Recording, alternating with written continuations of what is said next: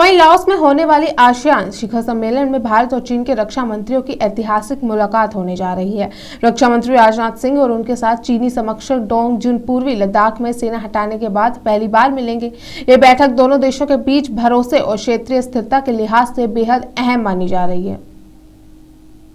अवधेश जी, और लद्दाख में जैसे कि हमने देखा था कि 2020 में किस तरह से हालात बिगड़े थे, उसके बाद लगातार एक खींचातान सी जो है वो भारत और चीन के बॉर्डर रिश्तों में दिखती आ रही थी। अब जब लद्दाख से वापस सेना को हटा लिया गया है और वहां पर सेना का समझौता हो गया है, उसके बाद ये बैठक कितनी अहम है और क्या क्या इसके मायने रखते हैं? देखिए, पूरी दुनिया ये जानती है कि चीन और पाकिस्तान दोनों दोस्त हैं और पाकिस्तान जो है चीन के माध्यम से भारत के ऊपर हर बार जो है अटैक करना चाहता है।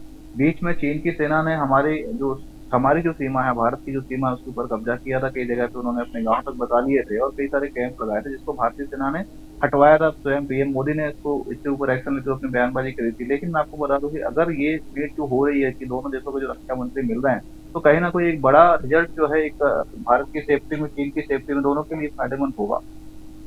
जी, अवधेश जी, इस बैठक की अगर बात करें तो बैठक को जो है भरोसा और क्षेत्रीय स्थिरता के लिहाज से अहम माना जा रहा है। तो ऐसे में बिल्कुल, रक्षा मंत्रियों के बीच जी मैंने आपको यही बात पहले कही कि अगर ये बैठक दोनों देशों में हो रही है, क्योंकि हमारा सबसे बड़ा दुश्मन पाकिस्तान रहा है और पाकिस्तान भी हमें अपना दुश्मन मानता है। हालांकि पाकिस्तान हमारा बेटा है, भारत का बेटा, और हमसे ही अलग हुआ है।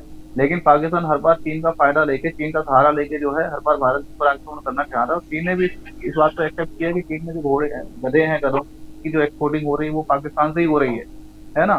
चीन और पाकिस्तान के बीच में एक बड़ा एग्रीमेंट हुआ है गधों को लेके, जिसमें वो अपने जो भी डोमेस्टिक वायलेंस करना चाहते हैं, एक्सटर्नल वायलेंस करना चाहते हैं, हमारे ऊपर कोई आक्रमण करना चाहते हैं, तो पाकिस्तान का चीन हमेशा सपोर्ट करता जा रहा है। लेकिन अगर आज रक्षा मंत्री का जो है राजनाथ सिंह और चीन के जो रक्षा मंत्री उनकी मीटिंग हो रही है, तो कहीं ना कहीं इसका फायदा भारत और चीन दोनों ही देशों को मिलने वाला है।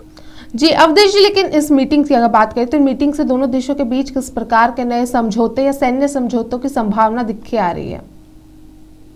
देखिए पूजा, मैं आपको बताऊं, सबसे पहले तो सैन्य समझौतों की जो संभावना है वो यही है कि वो हमारी सीमा के अंडर पास ना करें।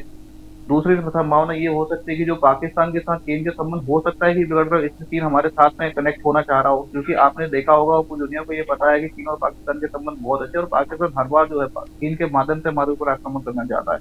आपने कुछ दिन पहले ये भी देखा होगा, बांग्लादेश में भी जो उपद्रव मचा था वो पाकिस्तान का हाथ आया था। और अगर चीन के जो रक्षा मंत्री हैं वो भारतीय रक्षा मंत्री के साथ एक मीटिंग कर रहे, एक समझौता करना चाहते, तो कहीं ना कहीं इसका जो फायदा है बड़े लेवल पर चीन और भारत दोनों को मिलेगा। दोनों ही देश की सीमाएं जो है बहुत सुरक्षित रहेंगी और सेनाओं को भी सीधे तौर पर इसका फायदा मिलने वाला है मुझे। जी अवधेश जी, अगर आसियान शिखर सम्मेलन की बात करें तो भारत और चीन रक्षा मंत्रियों की मुलाकात के अलावा भी इस सम्मेलन में क्या कुछ जो है महत्वपूर्ण मुद्दे सामने आ सकते हैं? क्योंकि हमने देखा था कि कुछ समय पहले प्रधानमंत्री मोदी भी आसियान सम्मेलन में गए थे और वहां पे उन्होंने एशिया के देशों के एक रहने की बात कही थी। तो इस बार इस बैठक में क्या महत्वपूर्ण मुद्दे हैं जो सामने आ सकते हैं?